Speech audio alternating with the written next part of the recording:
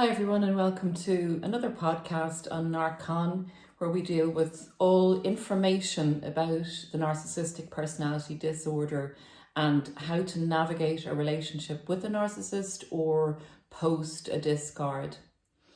Today's podcast is going to be absolutely jam-packed of information on how to go about negotiations with a narcissist, so that you can get the best result possible and practice damage limitation in the process, both emotionally and materially. So before I head into that, I want to just give you one bit of information about the book Weaponized Love that has just come out on Amazon and is available on amazon.com. For our community in Ireland, where this podcast is actually coming to you from. We're on our holidays down in the Kingdom, which is County Kerry. I would like to say to you that when you go into .co.uk, amazon.co.uk, it shows the paperback as currently not available. It's all to do apparently with Brexit or whatever. So what I would say to you is, if you go on to amazon.de in Germany or amazon.es in Spain, you will be able to order the book from there without having to pay the .com shipping costs, which are kind of high for Ireland. So I hope that's helpful. I had to look into it. So without further ado, let's get into this podcast where you can save yourself a lot of time, a lot of stress, and a lot of money by following certain guidelines when you have to negotiate something with a narcissist. This is often, a situation you'll find yourself in if you're divorcing a narcissist, or you're fighting a custody battle for children, or over a business or a property. Sometimes I will always say go legal. Always go legal if you're dealing with a narcissist. But if you can't afford to go legal, some of these principles will also apply, and you can put these in place to have a successful outcome, basically. And literally, before I get into it, I'm going to do something a bit naughty at the end and just show you a hat I got at a thrift store for anyone that's interested on the first day of the holiday, ladies or even some gentlemen. So that's just a little personal aside, just sharing a little bit of personal life with you. So let's get down to the business of the day on how to negotiate with a narcissist successfully. These are generalizations. So one, if you look at the principles of winning any battle, the first principle, there's two principles in this, in my opinion.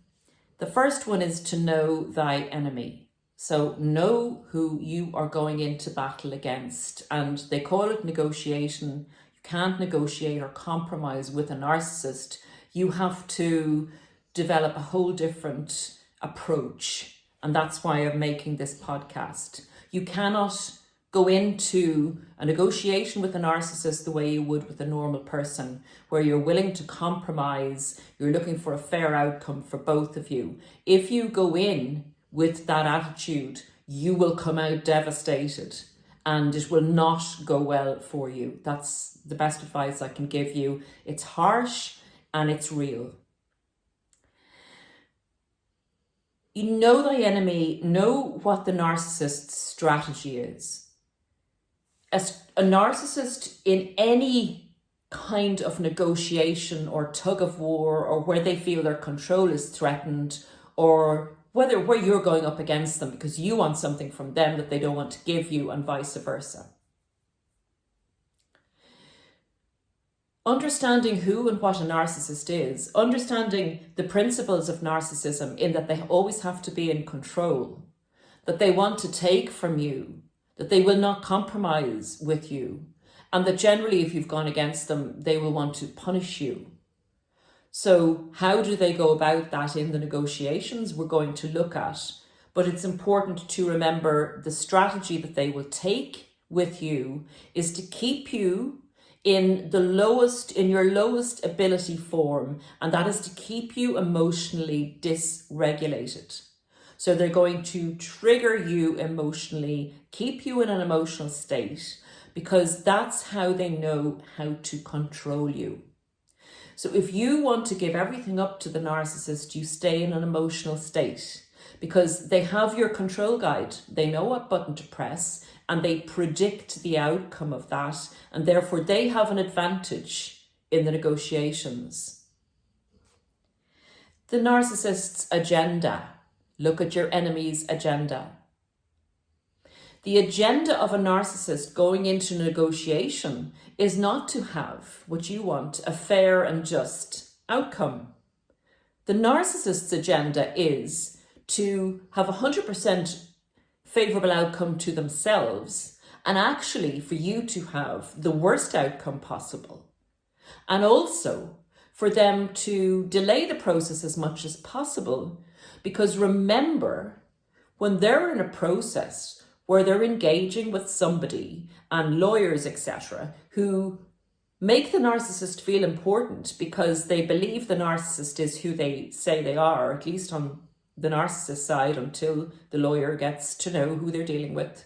But they're enjoying the whole process. It's attention, it's sometimes adulation, it's your emotional output, it's all narcissistic supply.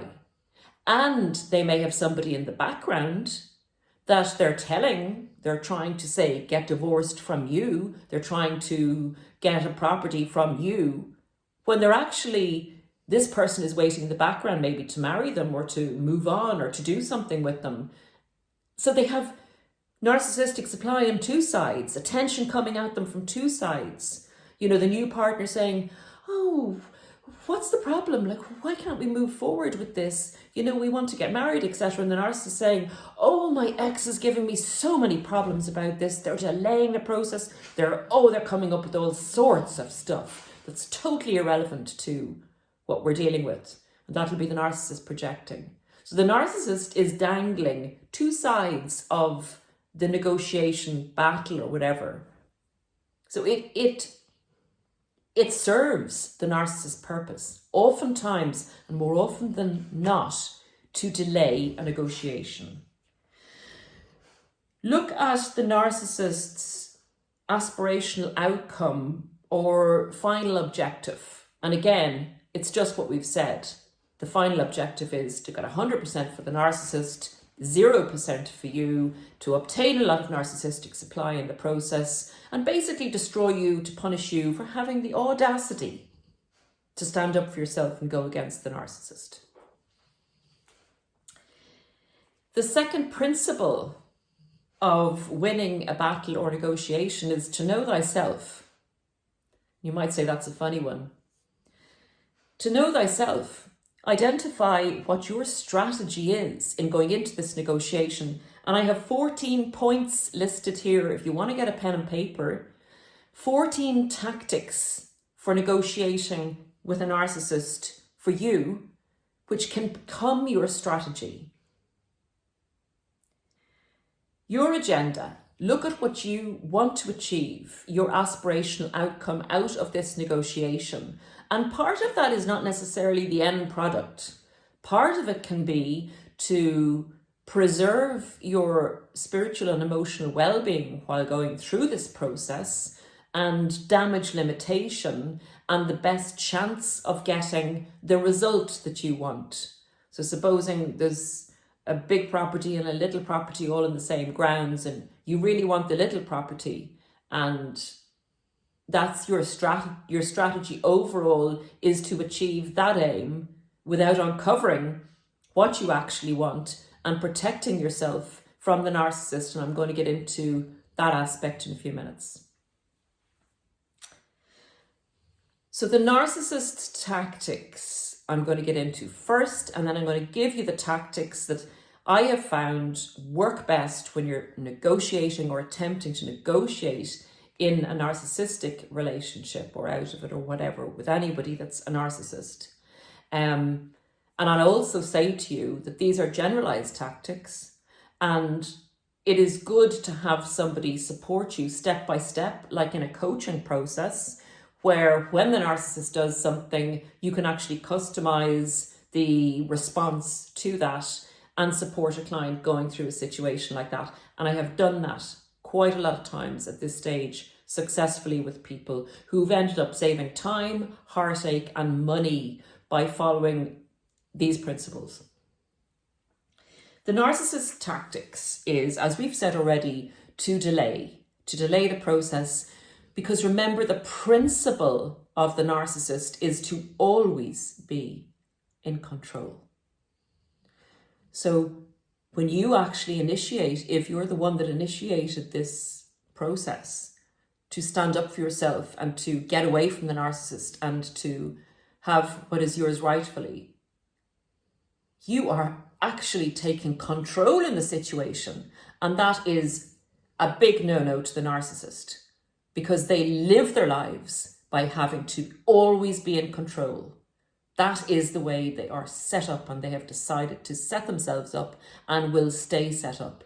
So you're going to get a backlash, and the backlash is often to withdraw from the situation, to take back control by either invalidating the process you've started by not answering a lawyer's letter, or delaying the answer, or saying they're away, or whatever delaying tactics that they want to put in to regain control of the situation. Number 2 is they will try, and if you allow yourself to go down the rabbit hole with the narcissist, that they will deflect from the main objective of what you're trying to achieve by emotionally discombobulating you and triggering you. This will all take a huge amount of time, a huge amount of money, and a huge amount of energy if you play the narcissist game, where they have you in an emotional state and can push your buttons and control you. So basically, if you get into that state with them, they will try and destroy your objectives by tiring you out, by physically draining you, where you end up saying, oh, just let them take it. Let them take it. I can't take this anymore. So remember, that's a tactic of the narcissist in negotiations. Number 3, once they know that you're meaning business and you've contacted a lawyer and it's the first time you've done this, they may very well love bomb you to get you back into the situation. Now they know where you're coming from. They're not going to allow you to be the one to come out of this winning and taking control. So you can be love bombed the heck for months until they have come up with transferring monies from different bank accounts, getting advice on the situation, and then wham, bang, you get a lawyer's letter just after a nice holiday with the narcissist saying they want a divorce or serving divorce papers on you. So do not go back.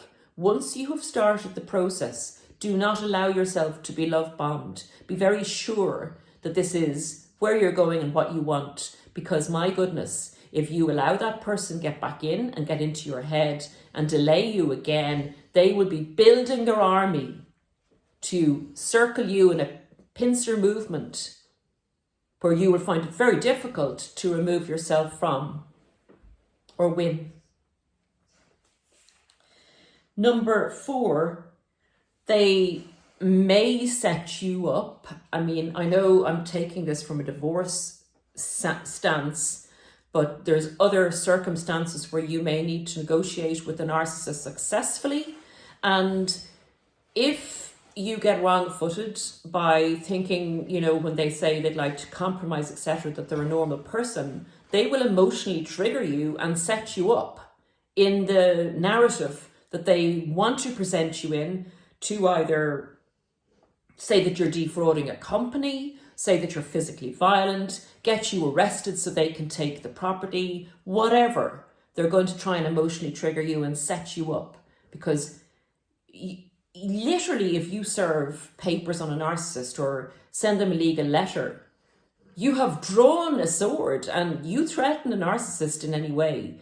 And be prepared for the full extent of their wrath. And they fight nasty. So you have to go into a different battle stance with a narcissist than you would with anybody else. You have to take this really seriously. I know you guys know what I'm saying, but it is possible with these strategies, and that's what I love. it is possible to win. So we got to get this information out. I know, I'm sure there are other channels doing this as well, but please, if you could consider sharing, I'd really appreciate it, guys. Okay, tactics for you. And remember, a customized approach is best because there can be little innuendos in the movements that they make, little agendas, semi-agendas, and multiple agendas in the narcissist move. So take these as generalized pillars of how to negotiate best with a narcissist. And then definitely I would advise anyone going through a particularly a legal process to use either coaching support or therapist support, because your lawyer is not there for that. And it'll cost you a lot of money to get emotional support from a lawyer because it's got to be extra time, and it'll also deflect them from their purpose to a certain extent in most situations. Tactics. 14 tactics for dealing with that narcissist. 1, we've covered this already, but don't get emotionally triggered. Or, this is the important part of this, the narcissist will predict your emotional reactions. And if you give an instruction that's emotionally based, you're actually jumping into a trap the narcissist has set for you in the process that they are 2 steps ahead on. They love to set you up. They love the power, like a cat playing with a mouse. They just love messing you around. It really empowers them, disgusting creatures that they can be, to do that. So be careful of the emotional triggers. 2, analyze each move logically and analytically that a narcissist makes, and look at what they expect from you.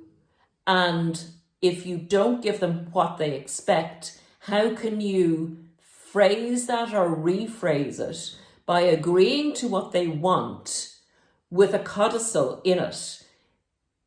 For instance, saying that, yes, I agree to that for a certain period of time. If that doesn't work out, this is what I think we should, this is what, no, not I think, this is what I propose.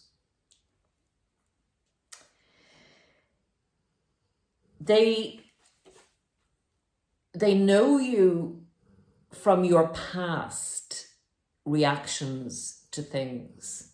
So the predictability of what you do is also, if you can twist this right around, if the narcissist does something, say makes you an offer and predicts that you will refuse that offer and give reasons for it and get into a batting the ball situation between lawyers, 1, it achieves, they delay their tactics, and 2, they get more information to see where you're coming from and what you want.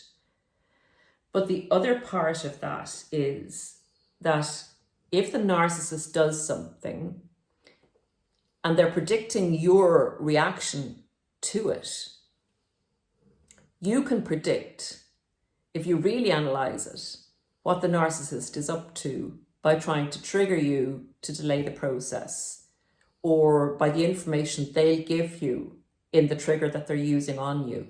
It's very interesting if you want to go into that depth in it, but it can give you information on where they're coming from and what their next move is. And they won't think that you're not going to react the way you've always reacted, because they won't know that you've watched this podcast or that you know about narcissists and that you're the one in the winning position, because you ain't going to tell them that. But you're not going to react predictably. And that's going to totally wrong foot them. So it's a very interesting process if you can manage, and it's very difficult to remain unemotional. Number 3, continue to remain focused on your main agenda, So the narcissist, I was going to say the rabbit, the narcissist is going to continue to bring you down rabbit holes to try and say, well, it's your fault for this, and you start to defend yourself, and it gets you away from the main purpose, and there's time lost and money lost in you going down that rabbit hole that the narcissist wants you to go down. So really watch for that. The tactic for that is the narcissist maybe opens up a big conversation around a requirement that you want in the negotiation. You ignore all of that unless there's something legal in it that your lawyer has to deal with. You ignore everything in those 2 paragraphs and you go back and you repeat, I want the blue door. That's come out of nowhere, but supposing you're negotiating for a blue door, I want the blue door, and put a time scale on the response. If the blue door is not agreed to within a week, this is the consequence. So do not engage in all the waffle that the narcissist has sent you. And if you're talking about a divorce situation, I know now in most states and a lot of countries, they've gone over to the no blame divorce, where it's just cut and dried, 50-50, whatever, which is much better for victims or targets of narcissists, to be honest with you, because to some extent it delays the process that can go on trying to prove that they've been done whatever. Okay, number 4. Now this one goes back to the beginning of the relationship. Sorry, just looking at my notes. Don't request actually fully in the negotiations what your objective is or what you want. You say, well, Paula, that's difficult to do because my lawyer has to write and say that this is, what I want. Generally, it's best if your lawyer can ask what the narcissist proposes in the situation so that you have an idea of what they want in the negotiation. And they'll generally come back and say they want everything anyway. But if you remember in the beginning of the relationship, you may have said to the narcissist, I'm in for this relationship, but the only thing I'll ask you not to do that's really important to me is say not to leave the door open. That's really important to me. I'm using a stupid example. You may say something emotional, but the only thing that's a deal breaker for me is to leave the door open. In the devaluation stage, the narcissist will leave the door open and will continually leave the door open because you've just told them the weapon that can kill you, the weapon that annoys you. So in the negotiation with the narcissist, you don't actually focus on what you want. Like you don't say, I really want this house and you can have all the other properties, but this is the house I want. Well, I'm telling you that's the house that the narcissist will hold on for and say that you can have one of the other properties. They'll delay the process once they know that you're fixated on one particular thing that is the most important to you. Then you have given them the intel on you in relation to how to manipulate you into agreeing to any deal so long as you can have that house, if you get my point. Don't give them information on what you particularly want in as much as you possibly can. Number 5, again, this is segueing from this. Don't also share information with other people other than your lawyer. You don't know who the narcissist has a way into. You don't know who may be slightly untrustworthy, and you don't know how good the narcissist is at manipulating information innocently out of friends of yours, saying they really want to compromise. Can you tell me where Paula's coming from? And, that might help the process. She won't tell me anything. So be really careful of that. Number 6. In my experience, take it straight to court. Straight to court, in as much as your lawyer will advise. The judge may say, well, have you sat down and tried to negotiate this? You say to the lawyer, abusive relationship, negotiation would be further abuse, need to go straight to court. I know you say, the lawyer says try and avoid court because court's so expensive. I'll tell you what will happen. You will end up paying more legal costs with the lawyer and court costs at the end of the day. The only way to deal with a narcissist is to get to court for a court order. And even with a court order, they will try and mess around with you, even with a court order. They are disrespectful of anybody telling them what they should do. But at least a court order, you can enforce the law, you can push it, and they can end up in jail if they decide to ignore a court order. You need that with a narcissist. Number 7, stay fit. Don't go on a drinking binge. Don't go, not looking after yourself. Try not to self-sabotage at this stage, hard as it is with the pressure and the stress. This is something you need to stay in shape for. You can go on a holiday afterwards. You can do whatever you want afterwards. This is negotiating for the rest of your life, getting you away from this energy-sucking vampire. Number 8, I think, get emotional support. You're going to need emotional support. You don't want it from your lawyer. It's going to cost too much money, and that's not what they're there for. Go to someone that can support you through the process. It's worth every penny, and it can save you hundreds, even if you think, I can't afford that, Paula. Can't afford coaching, can't afford therapist. You can't afford not to if there's any way that you can do that. Document the whole thing. Document, hopefully you'll have some documentation from before, your bank statements, get all that kind of thing together. Anything that you need to back your case up, prepare, get everything so that you're not waiting for documentation. You're not having to send off and take weeks to wait for it to come.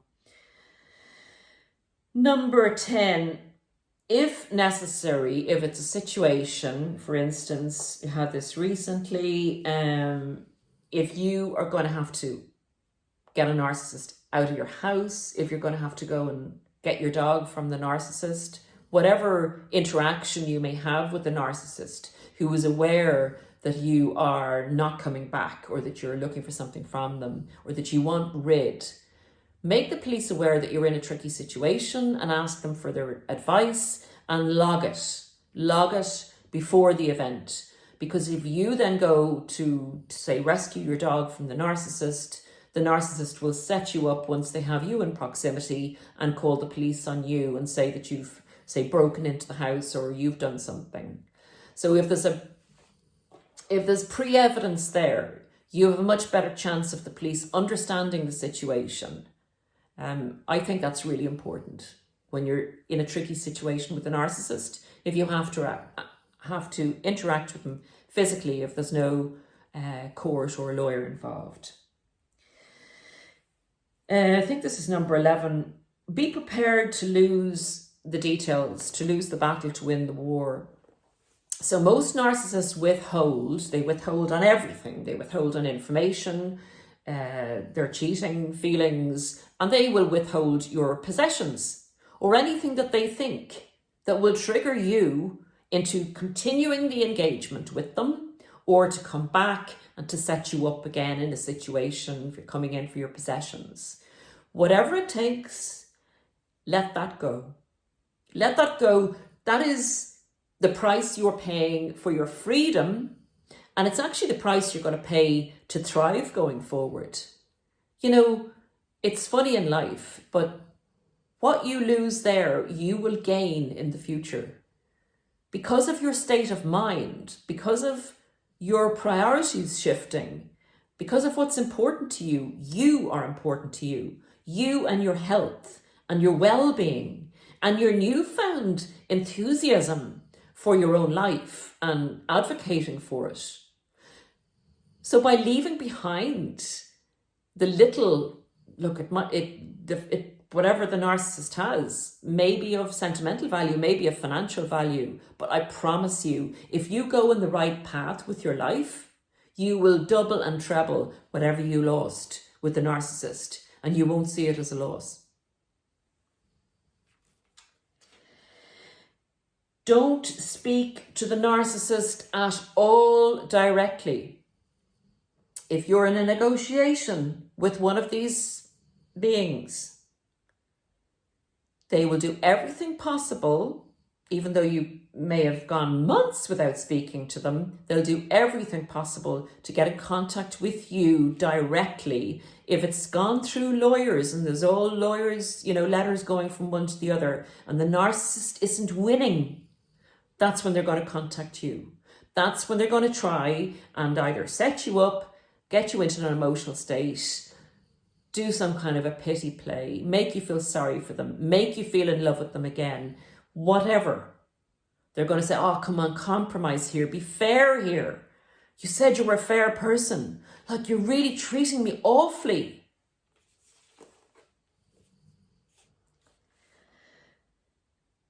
To reinforce this, if a narcissist gets in touch with you months after negotiations have started, when they're not getting anywhere, remember, they're getting in touch with you for them, not for you. I would suggest that you send them a letter from your lawyer saying to cease and desist making personal contact with me in this process, and that should there be any unreasonable, further or unnecessary delays and you should incur extra additional legal costs, you will seek those costs against them in this process. You have to be firm, follow up on what you say, stick to your guns, and make it pretty itchy for the narcissist in relation to continuing their behaviour. You know, you're actually dealing with a very immature, emotionally immature, stunted person. So if you keep telling them, I'm going to slap you or I'm going to take that away from you, if you continue this behaviour, first of all, they say, I've got away with it before. They're not going to do that. They're not serious. You show they're serious, and then they go, get really angry, get really rageful, and they start to throw their toys out of the cot. And at that point, you have some leverage. So be firm, be consistent. Do not engage emotionally, and you're winning with this narcissist. And the very last thing I would have to say is, don't think or care about what other people say in this situation. Other people do not know what you are dealing with. Other people are coming from normal people's perspectives. So if they say to you, oh, Paula, you're really being hard, like, you know, would you not compromise a bit? Don't get emotionally triggered. Just say, I'd rather not talk about it. Thank you.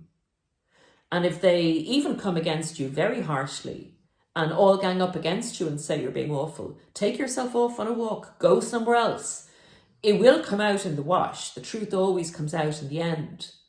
But you may be a one-man or one-woman band in this.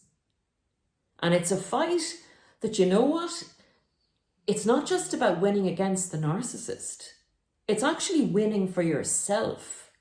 You have no idea the benefits that are going to come to you if you go through this battle and you implement these strategies and you come out at the end. You've literally gone through an initiation of an awakening of your spirit and soul and your ability to fulfill your purpose in this life and to finally not be tortured anymore by any kind of self-doubt, any kind of demon that's going around trying to pull you back every time you strive forward. Guys, that's it for today. It's been a long one in relation to, and I hope anyone going through a situation like this gets some relief and can implement some of these strategies. And it's never too late, even if it's at the end of the negotiation, for you to come out of this with some dignity, with some self-respect, and with some good outcome in relation to whatever it is, you know, your child custody or material gain or whatever it is that you're having to fight for at this point in time. And now for a little bit of frivolity. So we're on our holiers, and I went into a thrift store, and one of my sons is getting married again. One of my sons got married and the other son is getting married next year. And I was delighted to come across this hat. So if I can show it to you there, it's actually, I wonder, can you see it at its best advantage? Actually, that looks like it looks a bit strange. So beautiful feather and everything in it. And anyway, I just thought for any ladies or gentlemen that might like it, and the hat is by Gwynter Snoxels, English Millinery. So there you go. So I was delighted, €18, and I'm a real thrift store person. It's very enjoyable. You know, that's what I find, that's one of my hobbies. It takes away some of the stresses and strains that you may go through on a daily basis, just to have your own hobby, to do something you enjoy, whether it's bargain hunting, whether it's out walking, whether it's spending time with the sleepy self, swimming in the morning, whatever it is, do it. Spend some time out relaxing. You're going to be better able to face a battle with a narcissist if you advocate for yourself in every way. That's it for now, and I'll see you again shortly. Take great care. Bye.